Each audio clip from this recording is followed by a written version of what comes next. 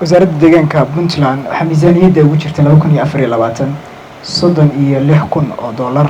oo dabcan kharash bileed ah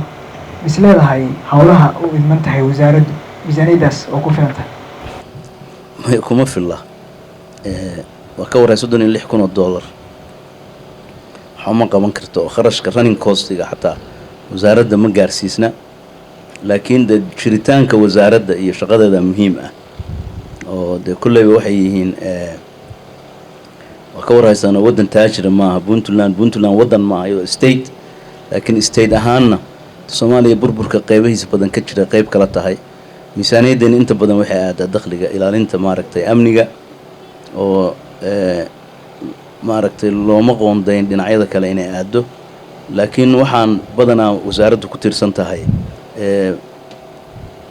deeqaha la bixiyo ama World Bank ha bixiyo ama hay'adaha kale ha bixiyeen bay ku tirsan tahay mashaariic badan bayna fulisay ilaa sanadkii 2009kii wixii intii ka dambeysay sidoo Soomaaliya inta burburku gaaray mar walba taageeradu wax dawlad finance garayso ama lacag ku bixiso kama aysan dhicin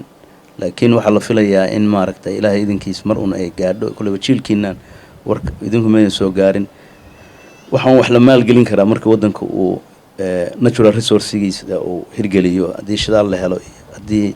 macdan la helo iyo hadii badda wax laga soo saaro oo dakhligaas loo jiheeyo in wax laga qabto dhulka burburku gaaray ama maaragtay sektorada kala duwan oo markaas u baahan in wax laga qabto laakiin waxa hadda annagu aan sameynaa waxa weeye dawladda Puntland ay sameysaa in hay'aduhu jiraan kuna jiraan existing costiga ama kharashka loogu talagalay inay ku rangareeyaan ama korontada iyo biyaha isaga bixiyaan ama ay maaragtay shaqaaluhu sahanada ku sameeyaan